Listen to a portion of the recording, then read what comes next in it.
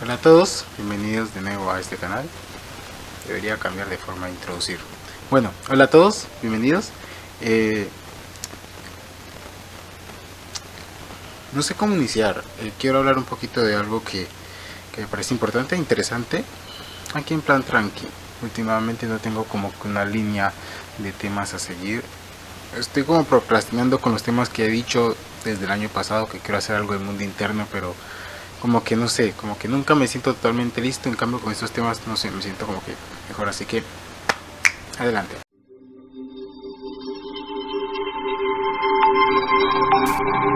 Hay algo de lo que a veces no se habla del trauma, hablando de trastornos disociativos. Hablemos un poquito de eso, porque a veces se habla mucho de lo que es las cosas que digamos que se tiene más conocimiento, como lo que son los alters, la amnesia, y está bien, pero hay cosas que detrás del trastorno son muy complejas, demasiado complejas. Cosas como, por ejemplo, hablemos algo del duelo, que me parece importante, interesante este tema, porque es uno de los temas que menos se hablan, pero que son tan fundamentales de entender, porque, a ver, ¿qué es el duelo? El duelo es como esa etapa de superación, de primero de dolor y luego de superación que tiene una persona ante una pérdida o un acontecimiento. Solemos relacionarlo mucho con lo de cuando se pierde un ser querido, la muerte de un ser querido, pero no solo está en eso. Y aquí es donde quiero empezar a entrar en el asunto. No solo está en eso. Perder una pareja también implica llevar un proceso de duelo acerca de la pareja. Incluso hay personas que inician ese proceso incluso antes de separarse de la pareja, porque como que mentalmente intuyen lo que va a pasar y empiezan como ese proceso. Una señora llamada Elizabeth Kübler-Ross, le voy a colocar en la pantalla por si algo, en su libro sobre la muerte y morir, habló algunas cosas sobre el duelo y colocó unas etapas, ya que pues esto no tiene como que un espacio en los manuales de psiquiatría o un libro donde diga así tiene que ser, pero ella colocó unas etapas del duelo, que quería mencionar algo ligeramente para lo que quiero como que decir. Eh, Inició ya por la etapa de la negación, donde la persona niega el suceso, niega lo que ha pasado, niega lo que le pudo suceder, si la pérdida de un ser querido o la pérdida de una pareja, lo niega, lo niega. En nuestro caso, eh, mientras leíamos el tema nos sentíamos muy identificados, y cómo a veces ese proceso de duelo como que se suele también fragmentar, porque es como que tenemos varias identidades que están atascadas en diferentes procesos. Por ejemplo, la negación, identidades que niegan lo que sucedió. No nos pasó nada, no nos ha sucedido nada, esto no pudo haber pasado y por ende no pasó, esto no va a pasar y nunca pasó. Es como que niegan de una manera, como a veces decimos, se defienden como gato patas arriba con tal de no admitir lo que ha sucedido, de amortiguar el golpe, de hacer las cosas de una manera más llevadera, digámoslo así, simplemente cerrando los ojos y apartando la vista. Entonces esa negación es una de las primeras etapas del duelo. Queremos hablar de este duelo como lo que es normal, ¿no? Es normal que pasen ese tipo de cosas en el duelo, digámoslo así. Luego vendría la etapa de la ira, eh, la etapa donde sentimos enfado y buscamos culpables de lo que pasó, por qué pasó, y nos descargamos, nos desahogamos. Una etapa donde se buscan esa caracterización de quién tuvo la culpa de lo que me está pasando, quién tiene la culpa, quién es el gran culpable. Y suele venir a veces hablando un poquito de nosotros. Todo lo que vamos a hablar hoy es un poquito con experiencias a nosotros, como hemos, no quiero ni pretendo decir que hemos superado la etapa del duelo y que hemos hecho duelo correcto acerca de los sucesos de nuestra vida. No, simplemente quiero decir que estamos. Esa etapa de ira se puede convertir en un sentimiento de odio y venganza. Quiero hacer un paréntesis aquí, porque cuando escuchamos estas palabras de odio y venganza, solemos darle una connotación totalmente maligna, diabólica, siniestra, y es válido. Sí, no voy a decir que es bueno tener odio o ese sentimiento de venganza, que es bueno mantenerlo, pero en el momento, sobre todo en las personas que han sufrido trauma o un daño de otra persona hacia ellos muy grande, es normal que sienta el sentimiento de venganza, porque ese sentimiento de venganza lo que quiere es una retribución. Necesito una retribución de parte del ser que me ha hecho daño, y quiero como que compensar las cosas con un sentimiento que, si de bien no voy a decir que del todo está bien, es válido.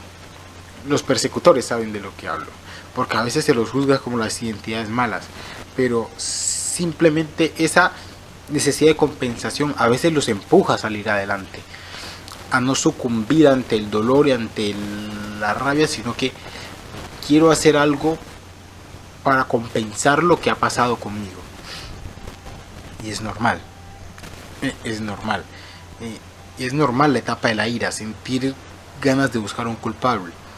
Luego viene la etapa de la negociación. Es esa etapa del debería. Debió haber pasado esto, debí haber hecho esto. Esto no debe haber sido así, si yo hubiera hecho esto. Es como que empezamos a hacernos unos escenarios mentales, algo que me pasa mucho, de que si yo hubiera hecho esto no hubiera sufrido lo de acá, no hubiera pasado esto, si yo hubiera sido más fuerte, si yo hubiera hecho esto, y lo podemos reflejar en otros, si tal persona hubiera hecho esto, porque hay que entender que el trauma no solo es lo que me pasa, sino lo que pasa a mi alrededor. Un ejemplo, tu padre, bueno, no coloquemos un ejemplo tan fuerte, no, te golpean en el colegio, y o sea, que te golpeen en el colegio es algo fuerte, obviamente, pero a veces se agrava y a veces es más duro cuando ves a otras personas que están viendo el daño que se están haciendo y no hacen nada. A veces suele ser más duro el por qué no me hiciste, no me ayudaste, que el mismo hecho del acto. Entonces el trauma no solamente es el evento, sino lo que pasa alrededor del evento, a veces antes del evento, después del evento. Entonces, esa etapa de negociación donde si yo no hubiera hecho esto, no hubiera pasado esto, o si tal persona me hubiera ayudado, se convierte en una especie de negociación, de que intentamos como que observar las posibilidades para como minimizar el impacto del dolor. Pero luego viene, en un duelo natural, la etapa de la depresión, según esta autora, donde viene el dolor, digámoslo así, el dolor en sí mismo, de ha pasado y no quería que pasara, y nos abandonamos, digámoslo así, al dolor. Nos sentimos ganas de hacer muchas cosas, nos sentimos ánimos de hacer muchas cosas, y natural también, es natural, y esta es una de las partes que más la gente le teme, pero que yo he entendido a lo largo de muchas cosas que he experimentado, que es necesario sentir el dolor. Es incómodo, jode mucho ese asunto, pero es lo natural, hay que sentir el dolor. Entonces viene esa etapa donde se siente que no se puede vivir el día a día con eso que se ha perdido o con lo que me han hecho, pero es importante. Y luego viene como que la etapa final, la aceptación, donde llegamos y aceptamos lo que ha pasado, como decir, bueno, pasó, no puedo evitarlo, no se puede evitar, duele, no es que a veces deje de doler de inmediato, pero como que aceptamos esa pérdida, eso que no pasó, y salimos adelante con la vida. Más o menos esas serían las etapas del duelo. Pero hay un problema cuando el duelo no se efectúa, y aquí es donde quiero entrar a lo que quería, como que, porque hemos venido pensando en eso del duelo. Hemos visto casos de personas que han pasado años y no han efectuado el duelo ante su pérdida, y ellos aparentemente están bien, pero tocas ese punto sensible y estallan, se bloquean, incluso su vida corre riesgo. Entonces es como que esa es la etapa que quería tocar, porque como persona que tiene traumas con su pasado, sí tengo ese problema de que a veces me siento estancado, porque siento que no he efectuado el duelo como debería haberlo efectuado. Natural, por eso es el trauma, por eso la disociación. por eso estoy disociado, porque no pude afrontar el trauma y simplemente lo separé. Pero llega un momento, como escribiendo en la novela que estamos escribiendo, en la saga que estamos escribiendo, La Dama de Plata, por cierto, un mal que no se resuelve es un mal que tarde o temprano va a volver. Los problemas del pasado nos terminan alcanzando, querramos o no, nos terminarán alcanzando. Entonces ese es un problemón, porque por más que no queramos tendremos que enfrentarnos al duelo, o si no, no podremos vivir bien. Entonces, cuando el duelo no se efectúa, la persona vive un estancamiento, una paralización, intenta llevar su vida normal, pero siempre hay áreas de su vida que están estancadas, como suele pasar con ciertas identidades que están o atoradas en un evento o atoradas en una etapa de su vida. Y entonces viene lo que es la reexperimentación. Pienso que el duelo, aprender a llevar un buen duelo, no lo digo como una persona que tiene un conocimiento pleno, no puedo decir que tengo un conocimiento pleno de cómo hacer, cómo curar y cómo llevarlo todo, no, pero lo digo como una persona que ve en llevar un buen duelo mejorías. La misma Gris, que es una de las entidades que más trauma carga, ha tenido mejorías porque ha ido como que aceptando ese duelo, y precisamente su atoramiento en esa edad era por el trauma. No vamos a hablar del trauma, pero era por el trauma. Ese atoramiento era por el trauma la tenía atorada. Entonces, en el caso del TID, las personas disocian sus problemas, sus partes atoradas, intentan seguir adelante, pero la disociación no cura el trauma. Hay que hacer un trabajo. Y que hablar del trabajo que hay que hacer, porque esto es un poquito random, quería hablar de esto, me parece un tema importante. Hablar no siempre tiene que ser así, a veces escribirlo funciona, pero hay que buscar una forma de, porque a veces yo veo como que el dolor y el duelo, el trauma, como un tanque que está lleno. No le puedes meter cosas nuevas porque está lleno. Hay que por algún lado abrir un hueco y que salga.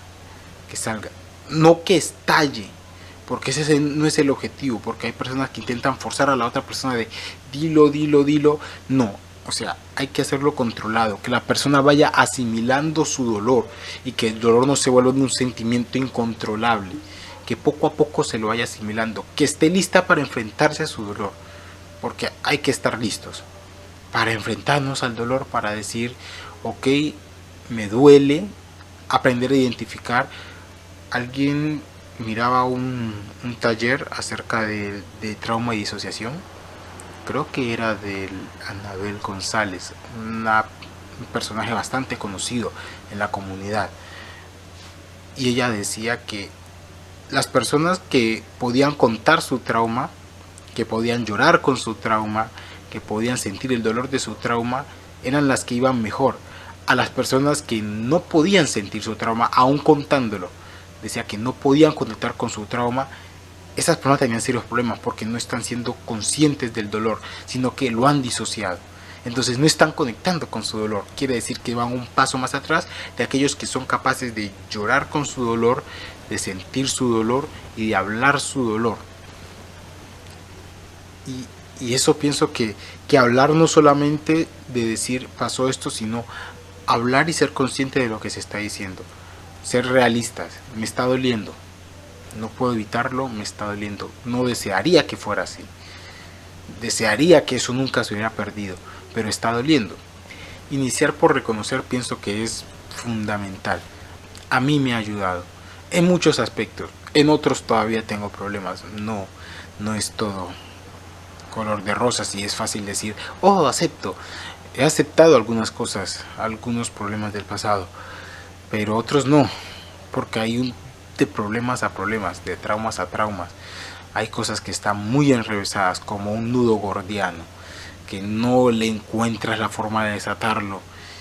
Y y se vuelve a veces esos temas tabú en el sistema. No sé si otros sistemas les pasará, pero sí tengo como que unos temas que no hablamos, nadie lo menciona, porque el solo hecho de mencionarlo ya trae dolor, trae incomodidad, y no solo un dolor, sino una negación en sí mismo, una rabia, un crisol, una amalgama de emociones descontroladas y desbocadas que pueden generarnos daño. Entonces preferimos no hablarlo.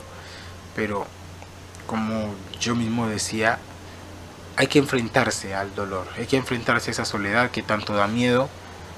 Pienso que esa es una de las cosas en la adolescencia que, si bien más me dolió, más me ayudó. Pasé mucho tiempo solo, demasiado, peligrosamente demasiado tiempo solo.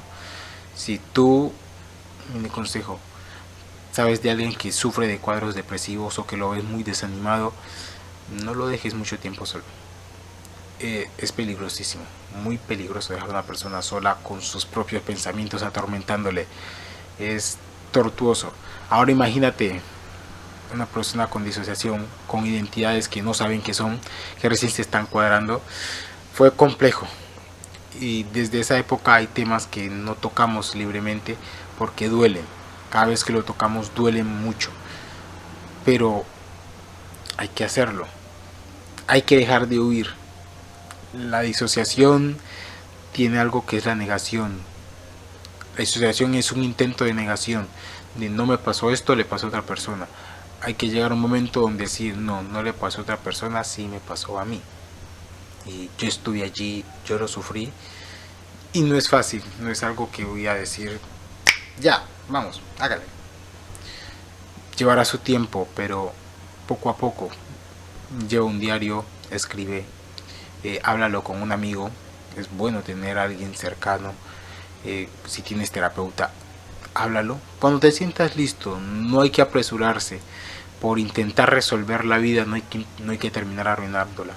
Pero sí queremos hablar eso, como que el trauma y cómo vemos ese duelo, cómo entendemos como el duelo, no como la sanación, sino como el inicio de la misma. No es que el duelo te va a sanar y ya, no hay ningún problema. Hay muchas cosas por reconstruir cuando hay trauma, cuando hay ese tipo de problemas. Pero se inicia, a mi parecer, por allí, por la aceptación, por el sentir, hay que sentirlo. Entonces, eso era todo. Suscríbanse al canal, denle like. Espero que haya sido de utilidad para esas personas que tal vez sufrimos. Digo sufrimos porque a veces digo, no, yo no sufro. No, sí sufro. No a nivel de otros tal vez, pero sí hay días donde son horribles, donde son realmente horribles actividades que me gustaría hacer que no puedo hacer. Es horrible, pero aquí estamos. Como dice un cantante cristiano, Marcos Vidal, aquí estamos. Y espero que ustedes estén bien, mejor que yo. Saludos.